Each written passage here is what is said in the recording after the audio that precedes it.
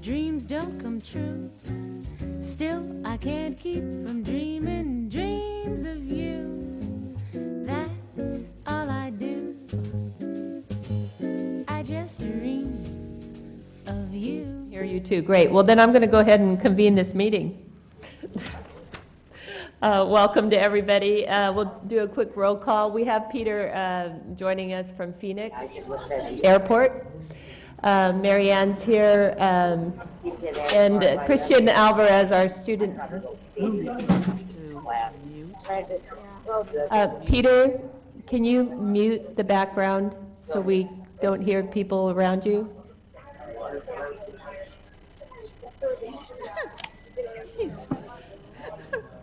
This is the Peter Haslund show or something. Peter, if you could just adjust your volume down. Or turn it off. This is reality TV. Okay, Peter, Thank you. That sounds better. Yeah, but if it becomes a problem, we're muting you.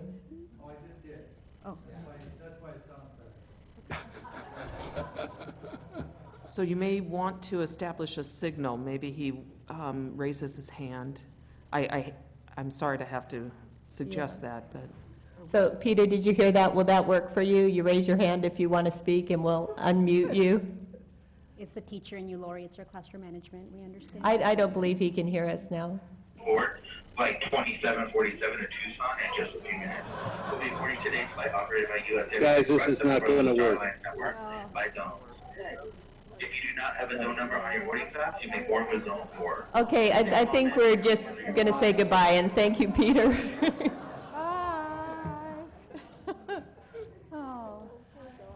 You know, when it works, it's great, but when it doesn't, it's embarrassing. So, Christian Alvarez just called our student trustee, and unfortunately, he had a scheduling conflict with his work, and with spring break, he couldn't get around that, so we'll miss him today, but we thank him for checking in with us. Let's see.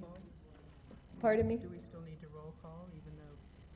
Well, no more roll call. Peter is out and Christian's out.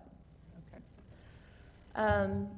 So let's see, we're going to take an item out of order, which is the classified longevity, and we always have great reason to celebrate. We have even super good reason to celebrate today, and I'm going to let Dr. Gaskin take that. Well, I'd first like to ask Diane Holmes to come down and introduce our first individual who will be recognizing this evening.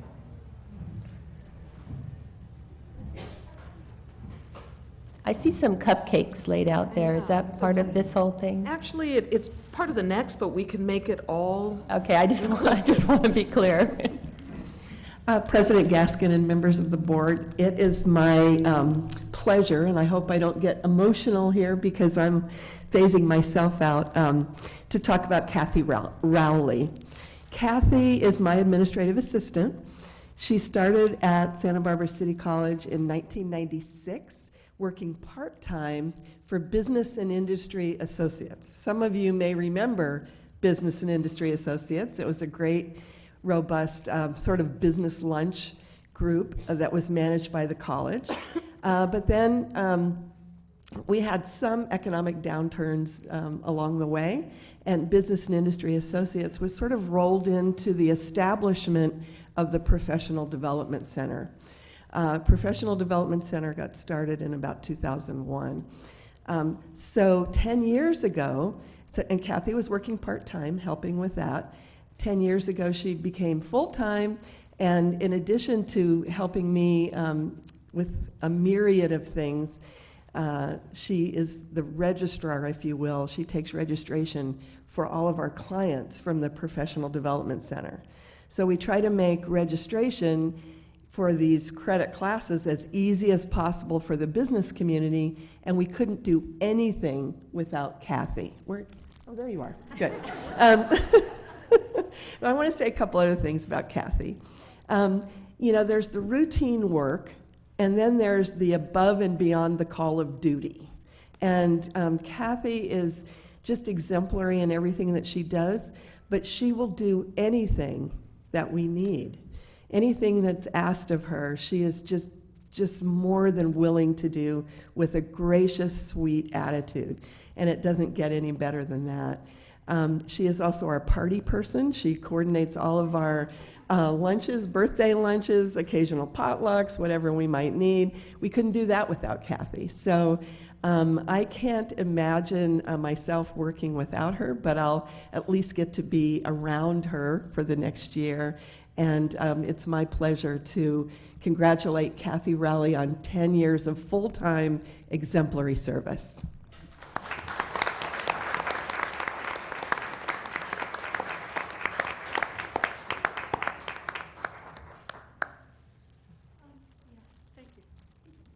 I don't really have a lot to say except that I love my job, and I think I love my job because of the people I work with, not only the people I directly work with, but also the community, Santa Barbara City College community. You can't ask for a better job, so thank you. Thank you.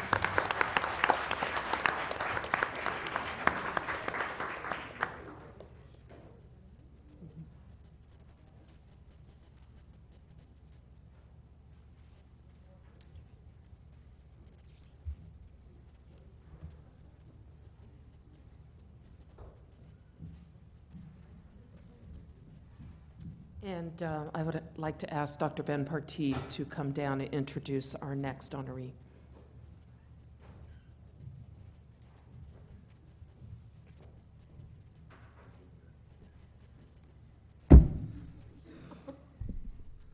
President Macker, members of the board, Superintendent President Gaskin. It is an honor and a privilege to recognize Ms. Marcia Wright's 30 years of dedication and untiring service to Santa Barbara City College. In 1984, Marcia was hired as a personnel specialist in human resources. Trish Dupar, a colleague, close friend, and member of the committee that hired Marcia, stated, and I quote, "During the hiring process, the committee recognized Marcia's compassion, enthusiasm, intelligence, versatility, strength, and the ability to relate to all people on all levels. These are the same qualities that have endeared her to administration, faculty, staff, and students for the past 30 years.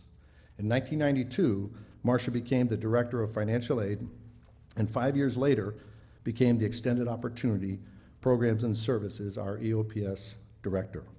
Her can-do and student-centered service attitude helped open doors of education to numerous underrepresented, low-income, educationally disadvantaged, and single-parent students from our Santa Barbara community. During Marcia's tenure, she has been an advocate, an innovator, and supporter of so many initiatives, causes, and events, it would take more time than allotted to name them all. Thus, I will highlight a few. Marcia is a current member of Santa Barbara High School Alumni Board, a member of Delta Kappa Society, volunteer at the Unity Shop, and is the current EOPS Region 6 coordinator for the Chancellor's Office. Since the inception of the Vaquero Basketball Classic, Marcia has volunteered her time and culinary expertise. Marcia started 3 successful summer bridge programs, the Running Start, Single Parents Arriving Ready for College, and the Transition Program. Marcia also developed a state-of-the-art EOPS tutorial center.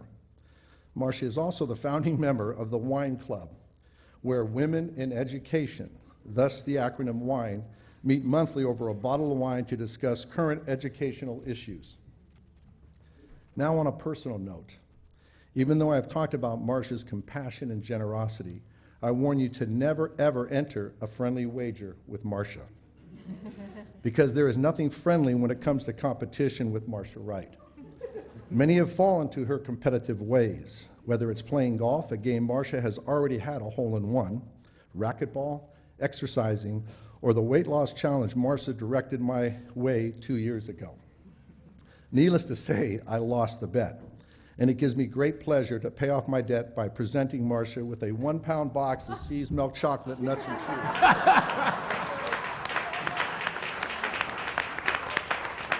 Please join me in congratulating Marcia Wright on her 30 years of amazing service to Santa Barbara City College.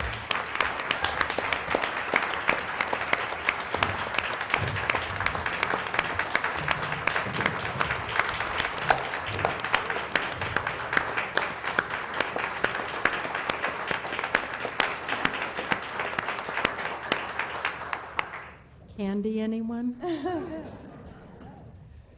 30 years have come by very quickly, and if it weren't for the tremendous staff and the people I work with and the students that we serve, remember, students first, processes second.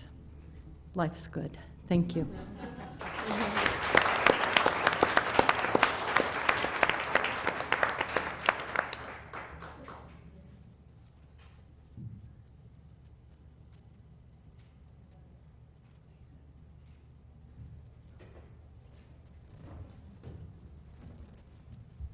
Would you all join me in giving one more round of applause for them? Thank you, Kathy and Marcia, so much for your years of service. And I need to add, in addition, Marcia was probably the first person to sign up for our bowling league, highly competitive with her husband and Liz, as well as Bunko. And you just can't beat Marcia and Bunko. Ben is absolutely right about that. All right, next we have hearing of citizens, and I only have one slip. Vanessa, there you are. Vanessa is going to speak on the Santa Barbara City College Foundation Campaign for Student Success.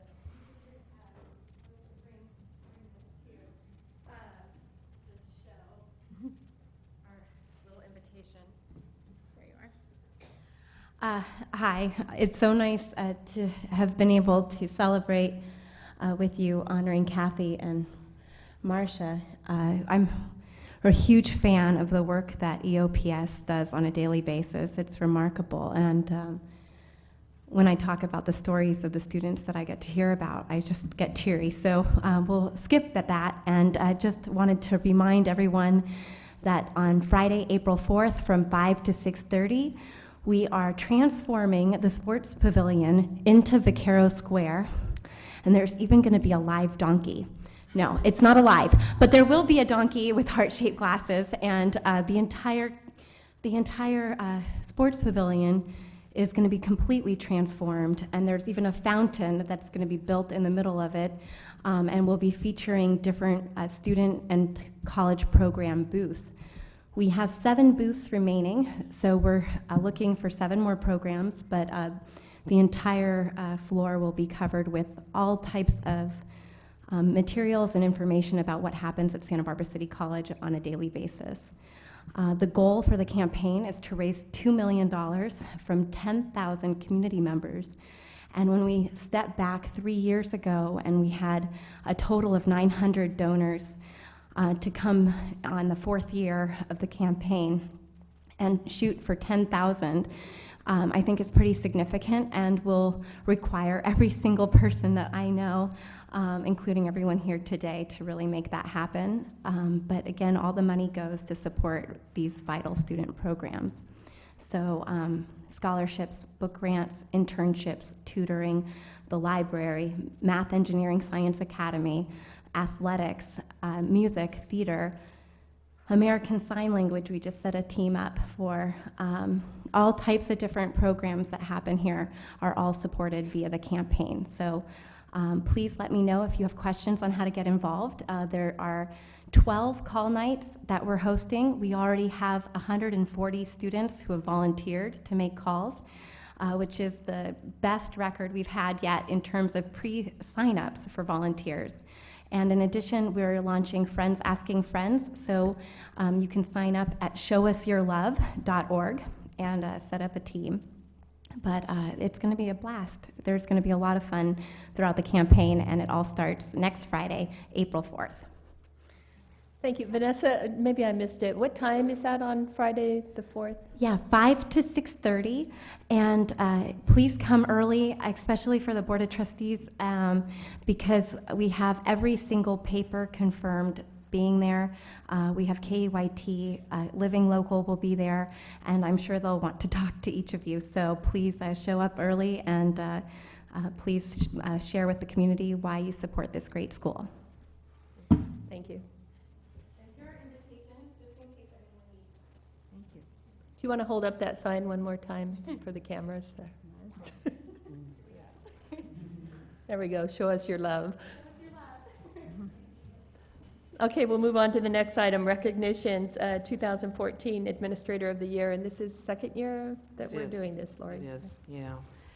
You know, I don't need to tell anyone, we have a very complex institution here, and it has an enormous number of individuals who are devoted to this wonderful college. You heard from two today, Kathy and Marcia, and they both speak to the essence of our being as an institution. And there's this, oftentimes, the quiet heroes that shun the limelight, that regularly and consistently go above and beyond and work so diligently to make this complex organization function as wonderfully as it does. And these are our administrators.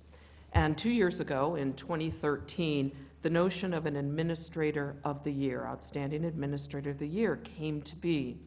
And there are criteria, but most notably, and in one of the retreats that we held with our leadership team, we identified a set of values and beliefs and qualities and attributes that define a leader. And you'll see them, I'm not passing it around, but it's a list of probably about 50. And it's amazing, but I can affirm to all of you that our administrators, every one of them, meet these attributes, criteria, and characteristics. They span the spectrum of vision, skillful communicator, sets clear goals, empowers others, models professionalism, to things like resiliency, loyalty, persistence, and everywhere in between. You do have the best cadre of leaders in the state, and it's an honor to be able to recognize them. Last year, you will recall, our first Outstanding Administrator of the Year was Marcia Wright. And now we're here today to honor the second one. So before I do, I wanted to first identify our honorable mentions. And in order to put this into a context, there were 10 administrators who were nominated. And that nomination opportunity goes out to the entire college.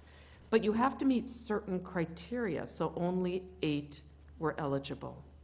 And tonight, we're recognizing 3 honorable mentions and 1 Outstanding Administrator of the Year winner.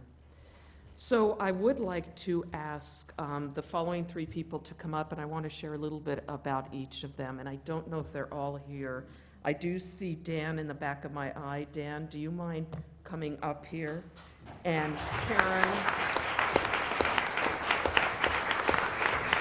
Karen Sophia, Karen. And then Lauren Wintermeyer. I don't see Lauren. So I'm going to stay here. Where I really want to be is in amongst my colleagues over here. So I'm going to make you two stand for a moment while I just share a little bit about each of you. You know them, I think, very well, and I will also mention Lauren. Karen is incredibly remarkable in her talent, her perspective, and her ability to showcase the institution with just the right sense of being and the right sense of flavor. It's really important to market an institution as broad in scope as we are in different ways, and Karen is our go-to person and really captures visually and verbally how incredibly special Santa Barbara City College is. So she comes and has been at the institution for a long time. Her talent is endless, and I appreciate Karen every single moment. Dan is an incredible leader. He leads an important section of our IT area, reports directly to Paul Bishop, and I'm not going to pretend I know all of the things that Dan does, but all I have to do is ask Dan any sort of question, and he's right there. He is beloved by everyone on this campus, particularly those who have the honor of working directly with Dan. And I've said this before in other instances, Dan does have the capability of sitting in this chair in the future. He is truly a very sensitive, wonderful leader in an area that's not always known for sensitivity, and so you bring that humanity to IT, and we appreciate that. Lauren Wintermeyer is I'm going to try and get the title right, Coordinator, Director of Dual Enrollment. And you know she is responsible for this rich and robust program that we have at the local high schools for dual enrollment, and now our Get Focused, Stay Focused. She works directly with Diane Hollins, and she is a ball of energy. And there's no way that Lauren will accept no for an answer. And she'll figure out a way, she'll find a way, and she's dogged in serving all students in our community. So it's an honor to present these honorable mentions with a plaque and a check for $500.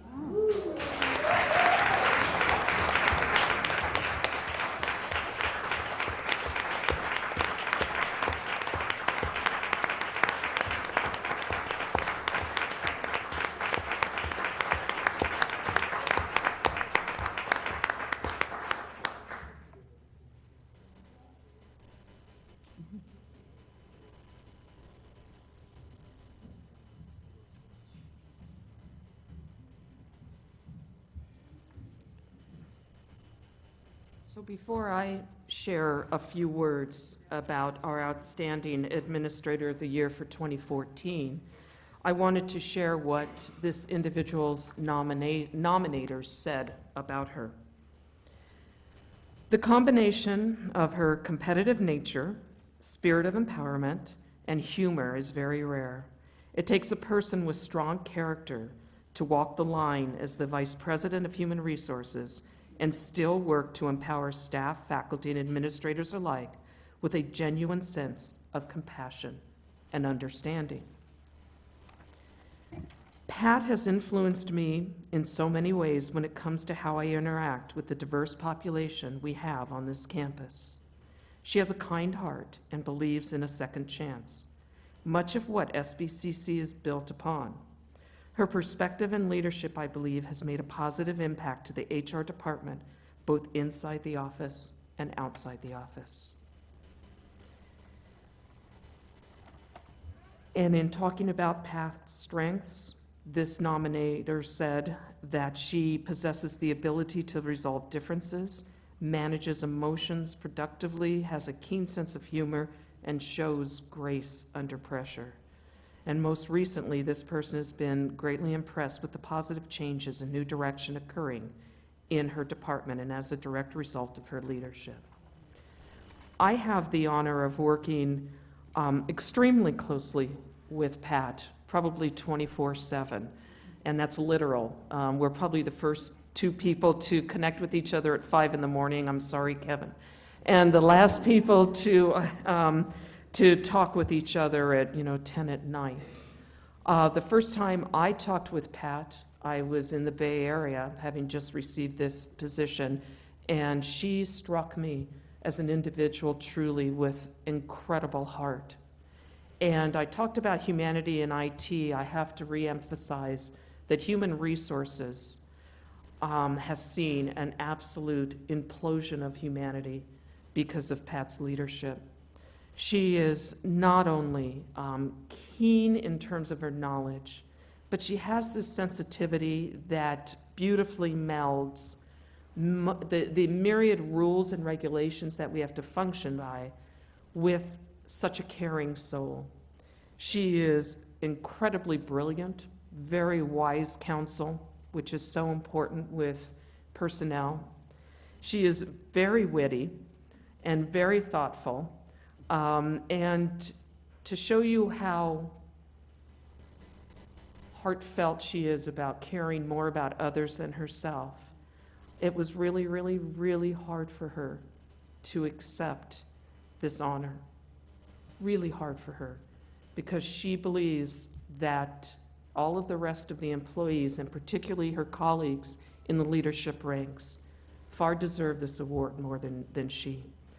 It is an absolute honor to ask Pat to come up and accept this as our outstanding Administrator of the Year.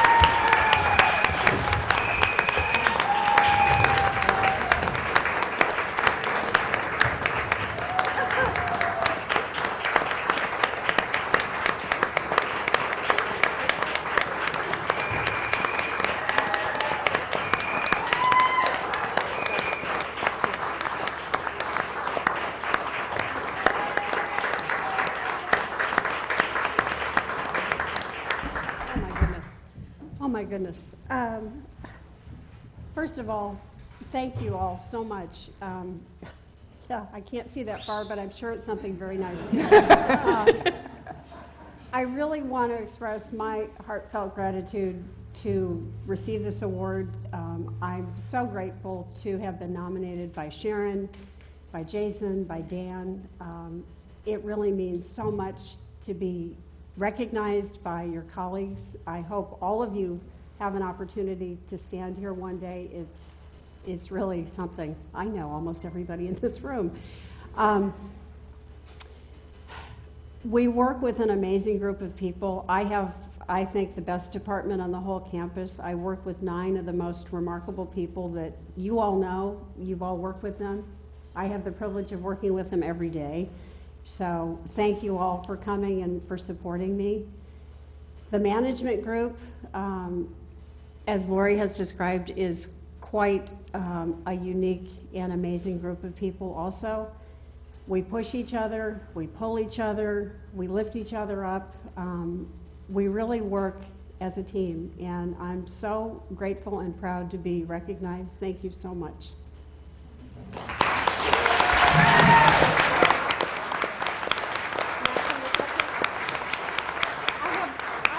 I do have one more thing to say. I have to thank Lori for giving me a chance, for giving me this opportunity, and for taking a chance on all of us and coming to Santa Barbara City College. I owe her a debt of gratitude. Thank you. So Pat receives a $1,000 check along with this most honorable recognition. And maybe we could break for just a couple of minutes to grab some cupcakes in honor of the 3 honorable mentions. And Pat? Sure. Okay. I'm going to go ahead and start with communications. There's no report from Academic Senate today or the Associated Students, so we'll move right into classified employees. Liz?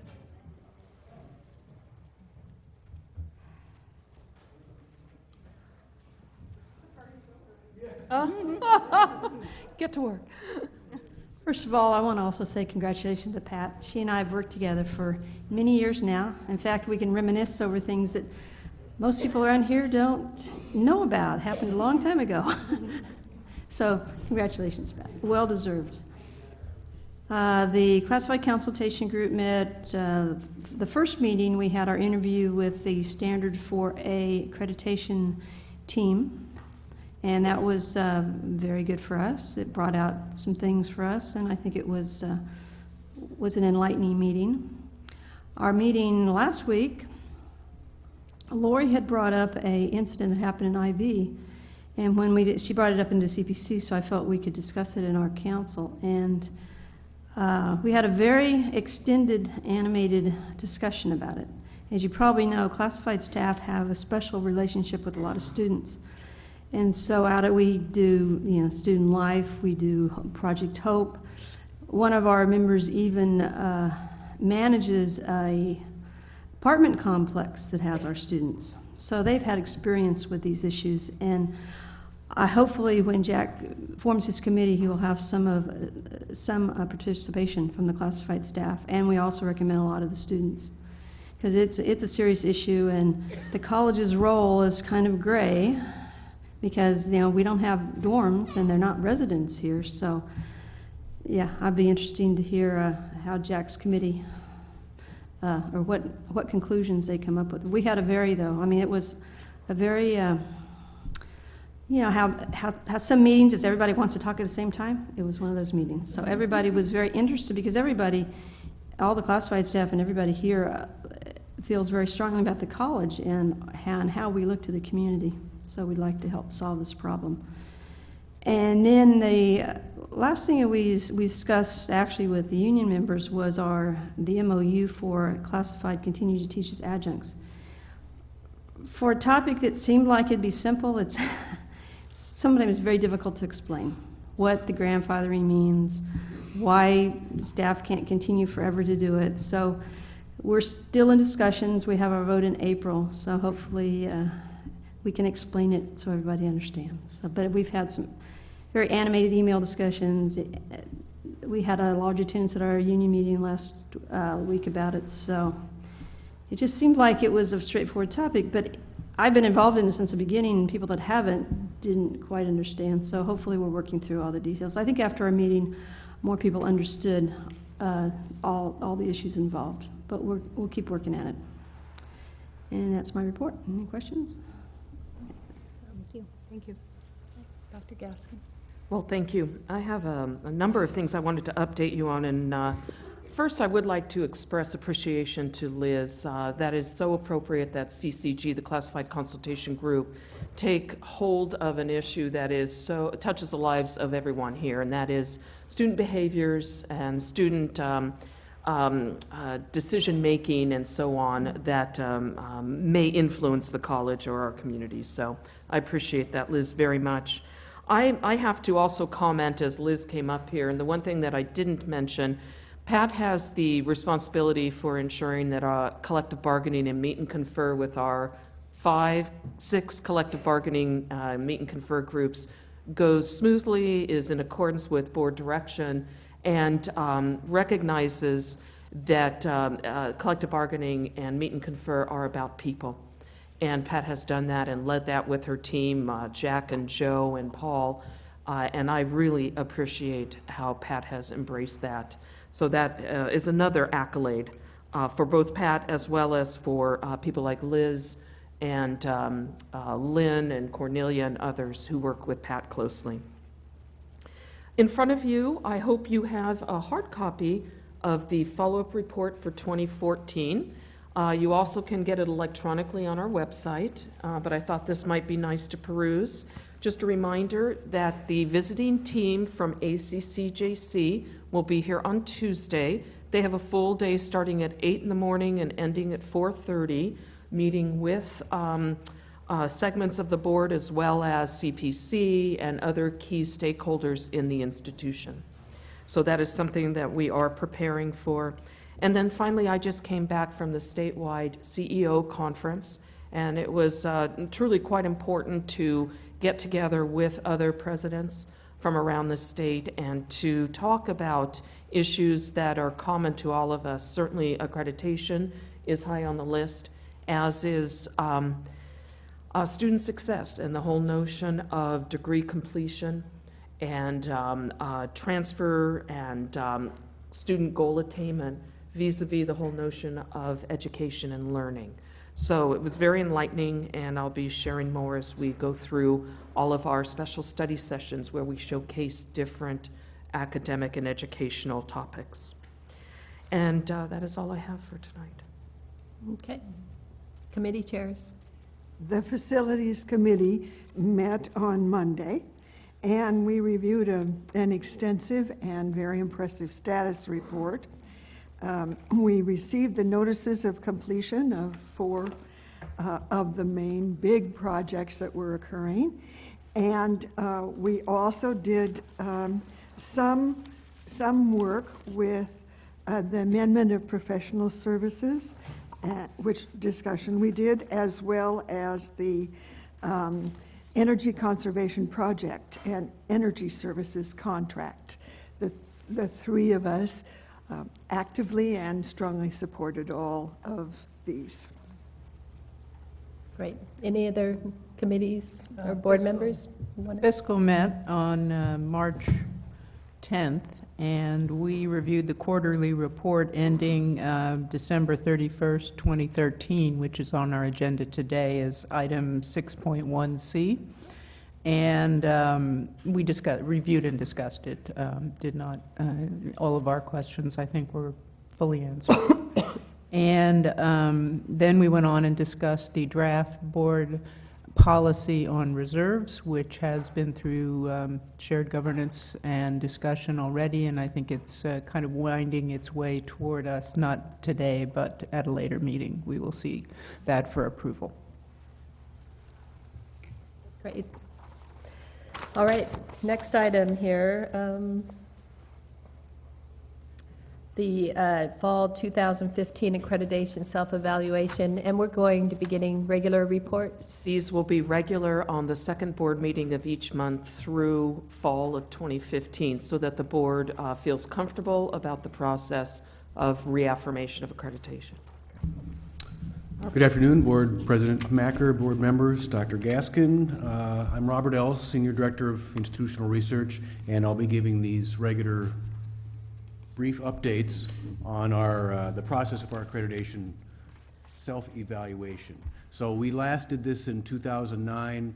Our next reaffirmation of accreditation is in fall 2015. So this first timeline that you see in your handout is the series of drafts that are being produced leading up to the final report, which will be mailed in time for the visit, which will be in October of 2015. So there'll be a series of iterative drafts that get better and better as we go along. It comes to CPC about a year, 2 years from now, and no, I'm sorry, just a year from now, and then board readings, and that's our self-evaluation report. The second handout that you have is the structure of the accreditation committee, and this is almost 70 people. And as you can see, we've taken a deliberate step towards broad representation from administration, faculty and staff, and students, so that we have a good broad spectrum on the committee. 4 major standards, standards 2 and 3 being large enough to be subdivided into subcommittees there. So these committees are all meeting now roughly every couple of weeks, and writing has commenced. We'll have our first draft at the end of May, and everybody is actively engaged with this process and actually excited about it. So, any questions? Thank you. Okay. It must be exciting, and a lot of changes here the last 6 years. Positive changes. Yeah. Items for future board consideration, Lori? Thank you. And I just want to comment, this is, what Robert has shared with you is an incredibly inclusive process, and that was important, President Macker, that you noted that, because I think that that really does create an ownership and a sense of sharing about the whole experience for the next 2 years.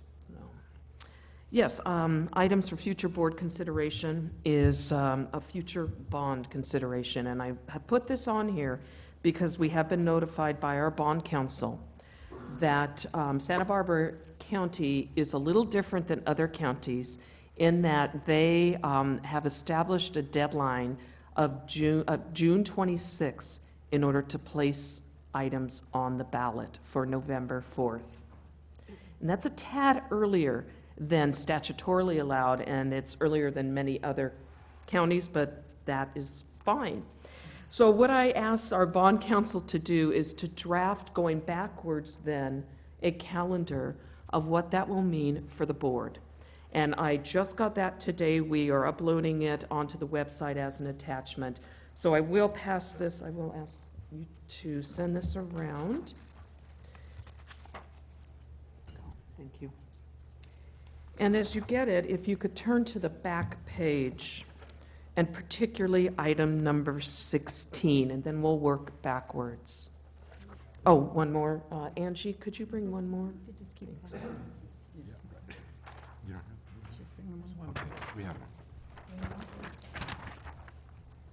Thank you.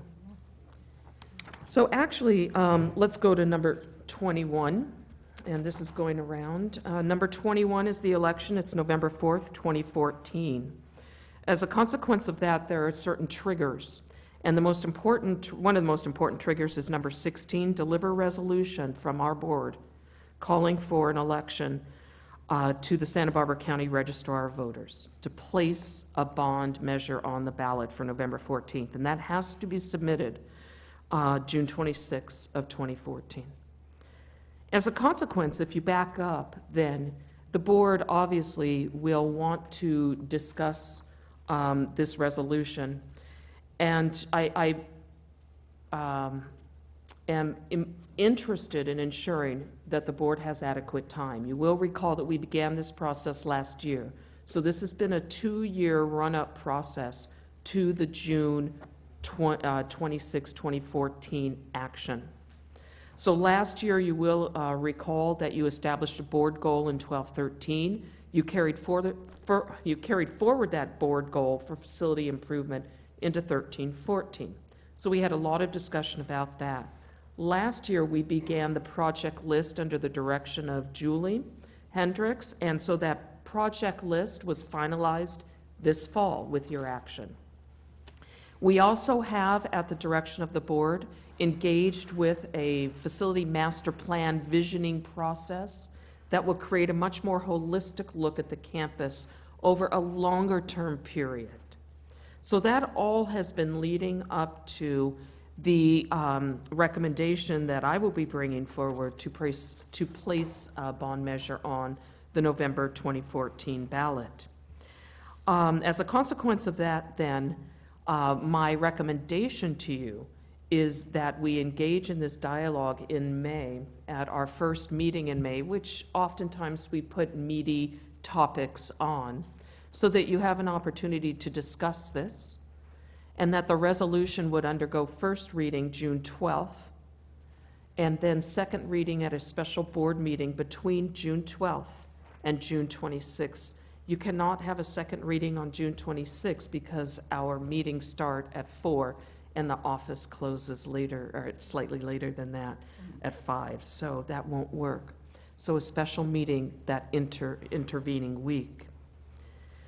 Prior to that then, and looking through this, we'll be conducting outreach into the community as well as to conduct a second community survey, very similar to the one that we conducted last spring, that will inform the board about the capacity of the community relative to bond amounts. You will recall that we tested 2 bond amounts last time, and they came out very favorably in the 310 and 290 million. So, okay, I wanted you to have this, and I'm happy to entertain any questions you have. I apologize that this is coming so late, but this will give you time to digest. Are you comfortable, and I'm looking to the board president particularly, about me putting this as an agendized item on the May 1st meeting to talk about the future bond and begin to talk about amounts for a bond? Sure, yeah, we've been talking about this, and I've had some individual conversations with Dr. Gaskin, and I feel we've done all of our preliminary work over the long period, and that will give us ample time, especially if we start early May, to address board members' concerns and gather additional information that may come up. So, does anyone have a comment? Just a question. Would it be possible to back this up just a tad further so that we could vote on it, say up that June 12th Without meeting? question. You just And direct. because we've been on top of this as we've been going along, and I wonder why let it go to like 2 days before or something. No, I'd feel more comfortable if we could move it back, but I don't know your exact reasons for scheduling it this way, so I'm not demanding anything. I'm sure it was just trying to be respectful of the time people may need to digest the material. I'd be all in favor of bumping it up a little bit too. Marcia? I was just going to comment, there are a couple of things to consider. One was, we had originally discussed having a follow-up survey. Right. And I'm not sure that could be completed in time. I don't know. I can find out. Yeah, we'd need to find out if that could be completed in time to inform our decision. And then the only other element was, and I think the reason Dr. Gaskin suggested the beginning of May was that we would potentially have a robust discussion about both the decision and, if the decision were positive, what amount might be we might be comfortable with. So those two elements have a lead in, and the need for enough meeting time is all. So what I will check is if we can do final reading June 12th, that would mean first reading the last board meeting in May, and that would mean discussion needing to be informed by survey results that first meeting in May. So I need to look into that. Yeah. Okay. It's very sensitive. Yeah, I just had a question. So that meeting in May, will there be anything else on the agenda? It'll just be for us to just talk? Because I know we've had a lot of information, and it's been just information, but I really don't know what my other, the rest of the team here feels or thinks. And Well, so unless you're talking to each other, two and things like that, but I don't know what any of you think about it. And so I just wondering if it'll be just us talking, or will there be presentations in it? No, we've So made. we'll have that whole time to nail it The and run it survey out there. would be the only thing I can think of. For us The to- results of the second survey, assuming that could be done in time. But Right. that's why I mentioned a potentially robust discussion, because we do not know what each other believes on this subject, and that's what that would be about. Yes, it would be good to avoid surprises like that or objections that we didn't know about, if there are any, which I don't know about. Thank you. So we'll watch that. It's a I will delicate get back- balance of I will making get sure back we, to you on timing. right, we'll need all the information before we start the discussion, so. Thank you. Okay, and we'll plan for a long meeting. No. Okay, the next item is balloting for the election of the triple CT group. There's a kind of a governing body for trustees of community colleges, and we're all given the opportunity as member colleges to vote for our representatives. And we haven't, in my tenure at least, found a graceful way to do that. What I would like to do this year is first hear from Dr. Gaskin, who is going to look up which of these which of these candidates we were given. We were given 14, and they've been soliciting us and mailing things, and we've been provided with full biographies of each of them. Dr. Gaskin was just going to comment if some of these came from schools about our size or characteristics similar to ours. How I've seen other boards handle this is that it is a consensus amongst the board, and there certainly are differing perspectives, but the one thing that seems to run true is that the boards tend to be interested in trustees who are from like size, like district institutions. Since we're, for example, a single college district, looking at single college districts being represented here. Also in geographic locales that are similar as well. And just for transparency, I did send an all-state email out. No one requested that I did this, but I have worked with Adrienne Gray at West Valley Mission Community College District, so I need to be very forthcoming in saying that I did advocate around the state for her. As far as the single college districts, it's number 1, number 2. Can you mention names? Sure. Ohlone, Chafee. Richard Waters. Oh, I'm sorry, number- Richard Waters, Ohlone. Paul Gomez, Chafee. These are single college districts. Donna Zeal, Cabrillo. Lori Denson, Victor Valley. And Stephen Castellanos, San Joaquin Delta, and Nancy Chadwick, Palomar. Those are single college. Okay. About size-wise, interestingly, West Valley Mission, in addition to Ohlone, West Valley Mission is about our size. And San Joaquin Delta and Palomar. Okay. Can I hear from other board members if you have personal knowledge of any of these or would like to make a strong recommendation? Santa Clara County, so I mean San Jose, Evergreen, Foothill, Danza, I mean that whole county alone, just in the K-14 world, they've been very progressive in terms of I just know the counties in terms of the education, the K-14, San Jose, Evergreen, as well as Foothill, Danza. In Danza, I mean with their transfer rates to Berkeley, has a very similar thing with our transfer rates to UCSB, UCLA, as Santa Monica. So I would look into those two districts just for the fact that, again, they have been looking and working at issues from the pre-K to 14 level as a county, both in health, education, and So that's Laura Cassis Ah. and Jeffrey Lees. Oh, right, yeah, I'm talking colleges, like, yeah. I met Adrian Gray when we went up to, Kenley and I went to Mission to interview various people from Lori's world up there before we made the decision to hire her. And I was very impressed with Adrian. So I would certainly say I would support her. And the other comment I would make is that one of the things that I looked at was, of course, the applications. And the quality of the application makes a difference to me because it says something about the person's approach to the job. And I favored people who were recognizing that there are multiple issues facing community colleges and not just one issue, and that provided a diversity of experience perhaps to the overall group and viewpoints. So it isn't that I would just want a college like ours or colleges like ours to be there. I think for the whole system, we do need some diversity.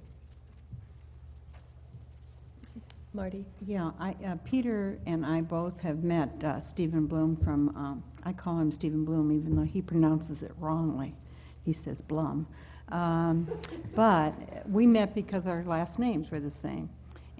But that was a long time ago, and we kind of go parallel. He's an attorney, and he's also been a teacher and a union leader, but he's a very thoughtful person, and I feel good about having him there because he's Ventura, and honestly, a lot of times the Central Coast just gets overlooked. We end up, with people from all other places, and I don't mind that, but I think it's really good to have somebody close by. So I would highly recommend him. So in years past, we've either been polled one at a time, and we could each mention our 8 favorites, and Angie could keep track of each of them. Does that work for each of you, or would you rather have more dialogue and try to just come to a consensus? Last time, didn't we just kind of? Last time, same way. So that's fine with me. Yeah, Marcia, would you like to start? Are you ready, Angie? We had this random thing going. Yeah. Just kidding. Well, I see, I was just going to go around the table, but it looked like Mary Ann was deep in thought kidding. there. Maybe not. It's all right. Adrian Gray, Stephen Bloom, did you say, Marty? Yeah. Am I doing that right? Pam Haynes, Nathan Miller.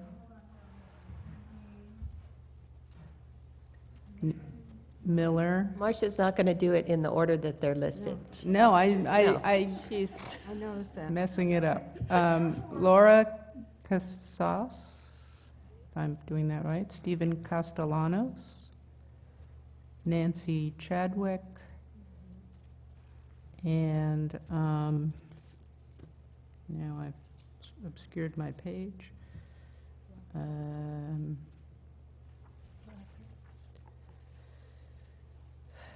You don't have to vote for 8. That's true. But I'm looking for somebody. Oh, Donna Zeal. That should be 8. Okay, Mary Ann, are you ready? Yes. Yes, I am. Adrian Gray, Pam Haynes, Nathan Miller.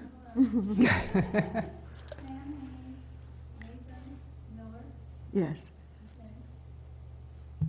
Stephen Bloom. Laura Cassis. Stephen Castellanos. Nancy Chadwick. And Donna Zale, or Zale.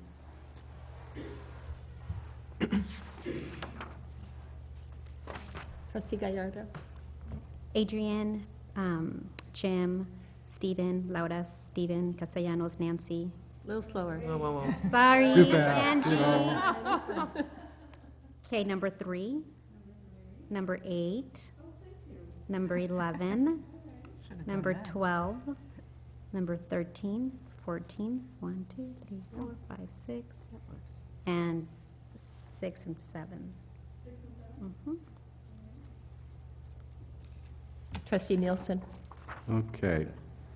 Most of my exposure was simply from, I read what we were supplied with. And so my picks are kind of in this order. And they're close to being on order in the list, but maybe not perfect. Richard Waters, Paul Gomez, Adrian Gray, Stephen Blum, A little slower. Jim Moreno, Laura Crassus, Stephen Castellanos, and Nancy Chadwick.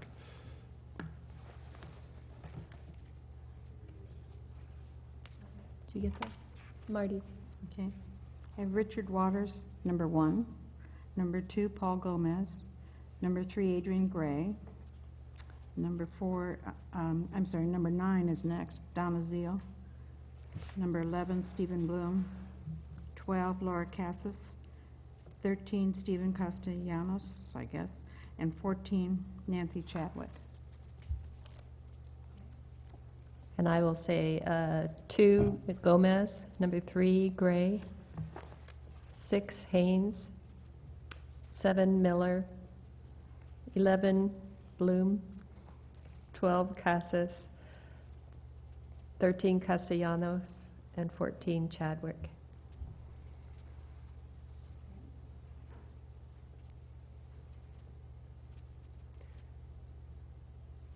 Is it too much pressure for us to all just sit here while you're adding them up?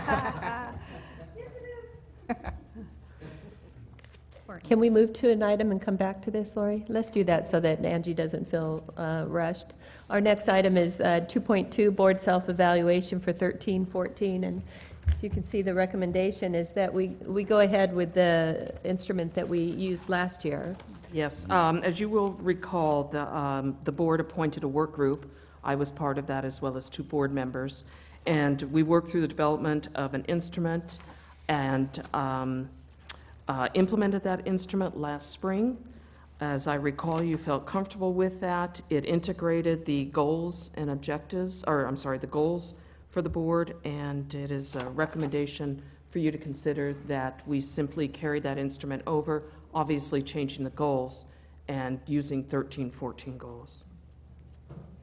And attached to the agenda item is that instrument. The alternative is to appoint 2 individuals to work with me as a work group to revise the instrument. I would just like to speak in favor of using, again, that tool that we used last year to get some kind of continuity and measure of the results.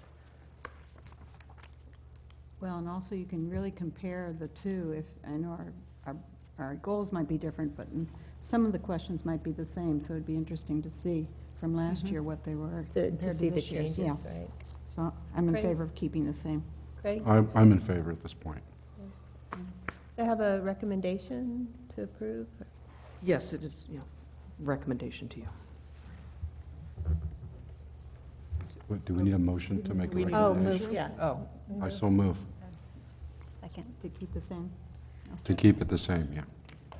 updating to the current goals. Correct, and- that, as and Lori date. said. Yeah. I second. I second. Go ahead. Okay, we have Mary Ann seconding. All in favor, say aye. Aye. Opposed? Abstentions? None. No, Angie, Peter are we- can't speak. We turned him off. You're ready, Angie, okay, great.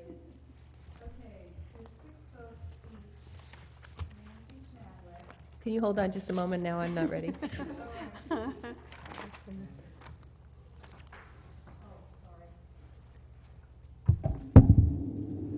Okay, Okay, ready? yes.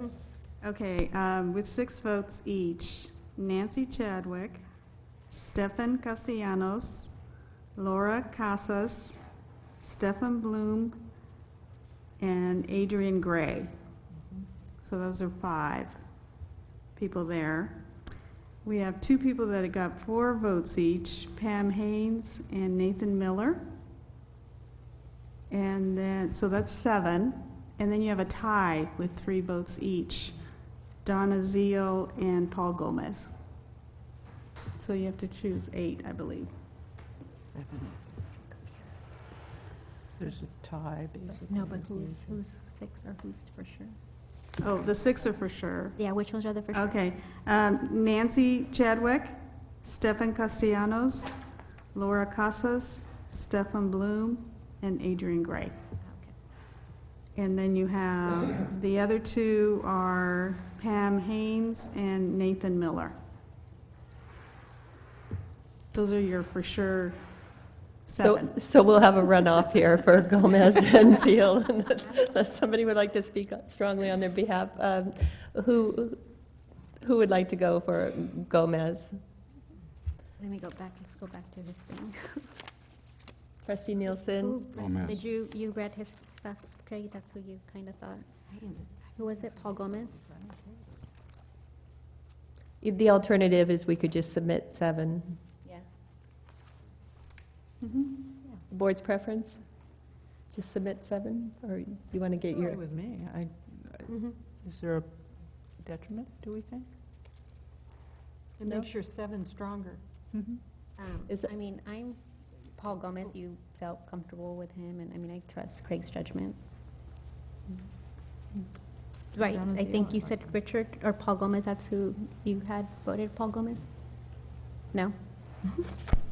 Okay. No, I didn't vote for those. Oh, never mind. For several of those candidates that you guys voted for, so. Never mind. It's over with anyway. It's okay. Marianne, are you comfortable with us just submitting 7 names? Totally comfortable with that. Okay, if that's the board's consensus, we'll just do that. All right. We'll go with the 7 we had, All right. rather than guessing on 2 that we're not informed Well, on. we're kind of guessing anyway, to a point. No, we know. We could spend an hour discussing it, but It's not. let's not, yeah. Oh, you didn't vote, you need to vote, yes. Okay, so can I have a motion to submit those 7 names that were read by Angie? Craig? I so move. Second. Second by Marcia, all in favor? Aye. Opposed? Abstentions? Okay. Thank you. Next is, let's see, superintendent president, Nothing. nothing. Human resources. This is what you hung around for. I thought you'd have gone home after dessert. A few cupcakes and leave. Good afternoon again, members of the board and President Gaskin. I have the consent agenda items to present to you this evening, and I do have one change that I need to call your attention to.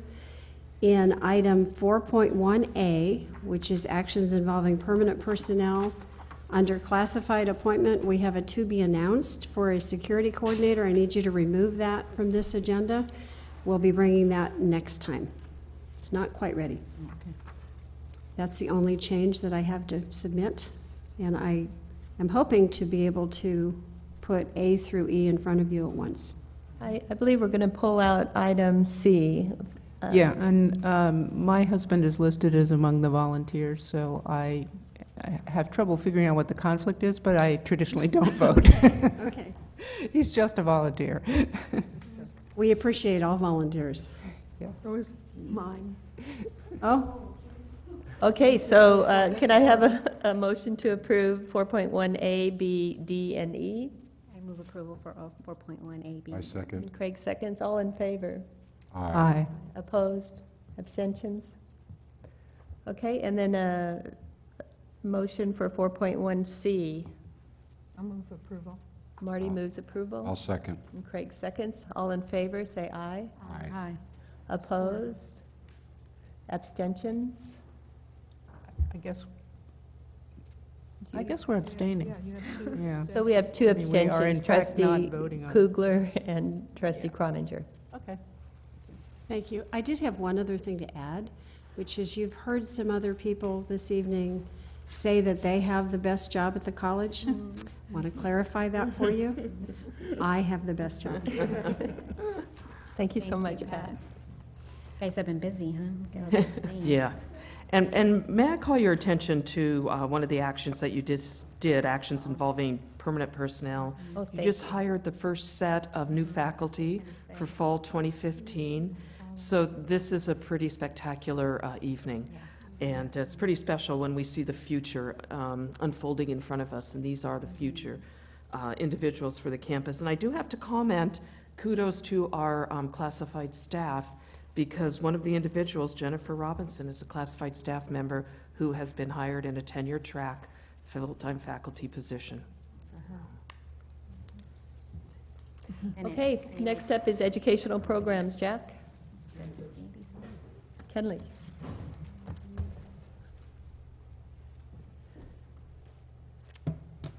Good evening. You have 6 pages, I think, of new curriculum content. So the curriculum committee is busy right now with going through a great deal of our curriculum, and you're going to see a lot more of it in the future too. So there's about a page of new courses and about 4 or 5 pages of modifications. And just open for any questions if there are any. Any questions? Someone like to move approval? I'd like to move approval of the 6 pages of courses. Amazing. Just a question. second? Not quite yet, but yes. When you develop these new courses, have you been following the same procedures that were followed in recent years that got us to be the #1 college in the country? Or are we using any new procedures? No new procedures. The procedures are established in the ones that we've used. So the policies, the goals, Yeah, the policies have remained the same, and the practices of reviewing curriculum it pretty much drives up from the departments and the faculty who create them, and then the curriculum committee reviews and makes sure that they're in alignment with regulations and the types of offerings across the whole campus. So no major changes? Not in the process, no. Thank There's you. some interesting new courses, but not. Yeah, I noticed interesting courses, but that was my question, so I will second if there's nobody else. Okay, so having heard that we are on target to be #1 in the country again, Trustee Nielsen has seconded. I'll call the vote. Everyone in favor? Aye. Aye. Opposed? Abstentions? Thanks, Kenley. Okay, so I have item 5.2, and it's recommend approval of stipends for faculty. Anybody have any questions or comments about this? No, I kind of looked at the highest dollar ones. Right. None of them were too No. outstanding. I did note the one, but I have no way of telling if it's good or a good buy or not. And I was looking at the $5,000 one for the choreographer. And do we normally go outside for that? Yeah, they usually do. They usually hire a guest artist who actually, writes, does an original dance. And so it's a lot involved, and there's a lot of work, to do that. But we typically have done that because the one full-time faculty member we have, wouldn't have the time to write an original. Yeah, and I don't mean to be critical at all. I was just curious Yeah. and I think it's wonderful exposure for our students. So Yeah, people in the business. we started again after a hiatus, having a dance, major dance concert. It gives the students a chance to perform, and it's really a wonderful experience for them.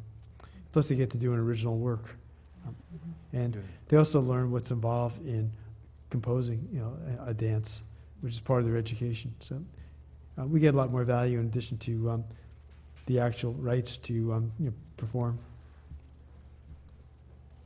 I just want to know, what's IPATH? iPath, that's a name that we're considering using for a special program we're developing to increase the number of students who transfer in a timely manner. So we're calling it iPath. So the path stands for pathways. Right. The I is, playing the Apple term. But that's something that we're writing a Title V grant for right now. And as with the Express Success Program, there'll be special outreach to Hispanic low-income students to increase the number and percentage who transfer successfully, and do so within 3-year period or less. So it'll be highly structured curriculum, but we'll bring that back some other time. Great. Would someone like to move approval? So move. I'll second. Craig seconds. All in favor? Aye. Aye. Opposed? Any abstentions? Okay, thank you. And then next item is item 5.3, and and that's a recommendation to approve the revised academic calendar for 14-15. And what happens is we have to meet deadlines at the Chancellor's Office as to when we submit our academic calendars. Sometimes it doesn't correspond with Santa Barbara School District as to when they establish their calendar. So they informed us that their spring break is going to be a week later, and so we had to adjust our calendar to make our spring break a week later, and that's what is being requested. You want to approve that, Oh, Marty? I'll move approval. Second? When we first saw this, we were worried about, was it Christmas Eve or something? I've forgotten all No. those. And Yeah. But it, you know, didn't occur to me that the school district might not have weighed in yet, so Yeah, that's what happened. this is good. It's It's fine, yeah. a good one, yeah. Okay, so Marty moved and trustee Croninger seconded. All in favor? Aye. Opposed? Okay, thank you. Good.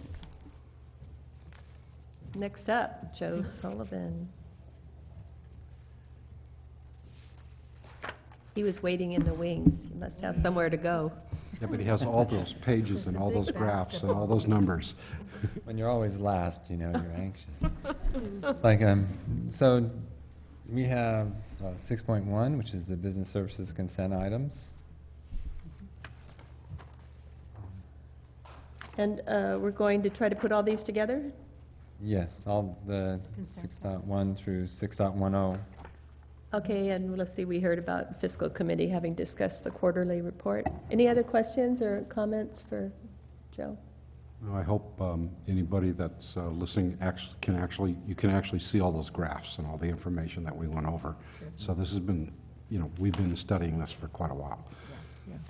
And we commended our staff, Joe and Lindsay and so forth, for the graphs and the presentation, which is very helpful. Thank you. Would you like to move approval? Yeah, I'd like to move approval of the business consent calendar. What is it, A to O? Second. All in favor? Aye. Opposed? Abstentions? Great. Business action items. Yes, 6.2A is resolution number 22 for budget transfers between major objects, and 6.2B is resolution number 23, the augmentation of revenue, and we can take these two together. Can I have a motion? Move approval? I'll Trustee second it. Croninger. Craig seconds, and Angie will take the vote. Trustee Gallardo? Aye. Trustee Bloom? Aye. Trustee Kugler? Aye. Trustee Macker? Aye. Trustee Nielsen? Aye. Trustee Croninger? Aye. And then resolution number 24 is the transfer from ending fund balance. Move approval? Second? Trustee Gallardo? Aye. Trustee Bloom? Aye. Trustee Kugler? Aye. Trustee Macker? Aye. Trustee Nielsen? Aye. Trustee Croninger? Aye. And resolution number 25 is the payment of an outdated warrant. Did shut off your water, Someone lost a check. They're going to come and dig up his parking space. or? Yeah. Move approval? Second? Marty seconds. Okay. Trustee Gallardo? Aye. Trustee Bloom? Aye. Trustee Kugler? Aye. Trustee Macker? Aye. Trustee Nielsen? Aye. Trustee Croninger? Aye. And then resolution number 26 is the findings for our energy conservation project and energy services contract.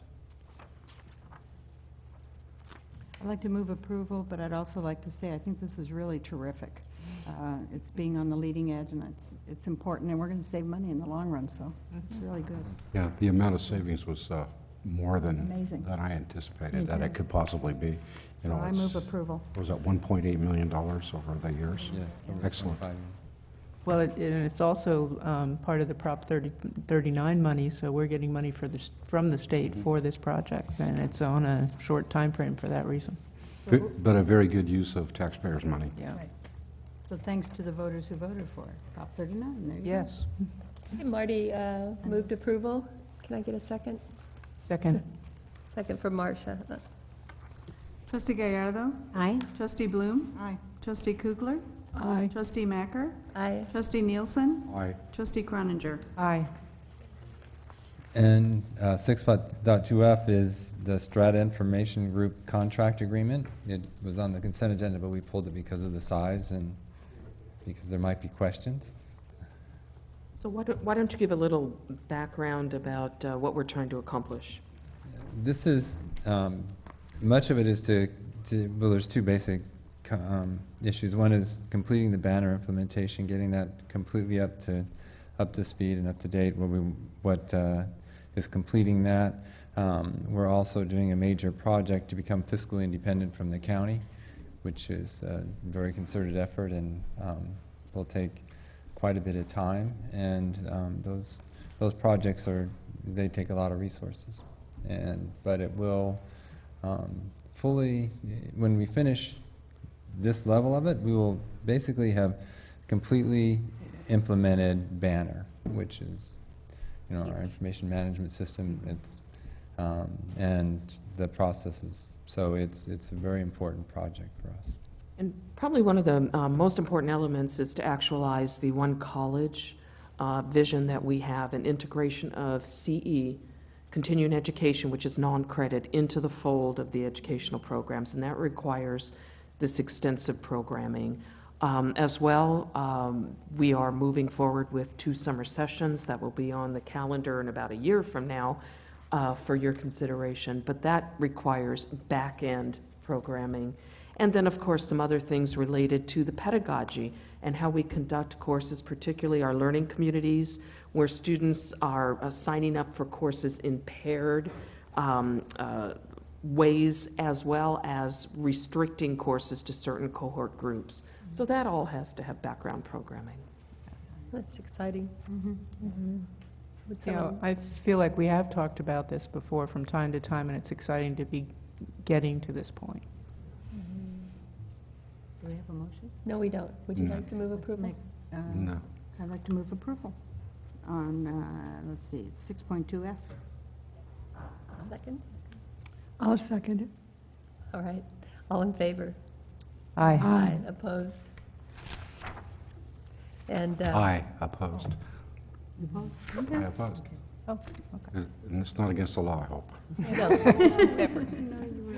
And abstentions, none. So if the record could note, Well, we can't talk to each other about this I stuff know. very much, so it's hard to tell. if the records could note, Craig was I got it. Thank you. And I think it is important, if I could just follow on, I was remiss in not mentioning the SIG relationship that Dan has cultivated and the leadership that Dan Watkins provides in all of this background programming to make this all happen. This really is Dan in concert with Jack and Joe and a cohort of people, but truly Dan has been instrumental. So I apologize for not mentioning it when he was recognized. Thank you. My negative vote doesn't mean that I'm against what you're doing. It means that I don't have enough information to make a good decision. So to err on the side of caution is what I believe in trying to do. So I just don't have enough detail to. And it's already kind of done and it's in motion. So, my one negative vote really doesn't have an effect. But it's just saying I didn't have enough discussion or information to act intelligently on the matter. And Thank you. happy to talk to you to make you more comfortable with it. Just, either Dan or myself. Dan's an excellent reference for that. I mean, he's been involved in this project from the beginning. He's very good. I've just paid limited attention to maybe in the past months it was brought up at one point. I can't recall. And I encourage any trustee, as you're reviewing the packet, once you get them, if you have any questions, to please call me, and I will respond forthwith. I appreciate your honest comment, Craig, because I think it is a reality of, when you're sitting here and you're moving through things, you're conscious of staff time and you don't want to hold people up. And oftentimes things do come and you don't feel comfortable. And I think that is an area of opportunity, I think, for us as the board, to feel comfortable to bring these things up and say, no, wait, stop, I need more information, because you are an acting member of this body. And I think that your opinions, and if you were to have more comfort or less comfort, would be of value to me and I think to the rest of us. So thank you for bringing that up. And I would encourage all of us to continue to, have these discussions, because you don't get to talk to each other, unfortunately. And you sit way over there and can't whisper. So, yeah, and then I I'll got just, this end. I'll just reiterate that Dr. Gaskin is more than happy to connect any of us with anyone ahead of time to further discuss it. And and there's opportunities to abstain as well as reject, so. But thank With you for all that- that work. With that, are we done? Then we'll adjourn. Thank you. Thank you for everything.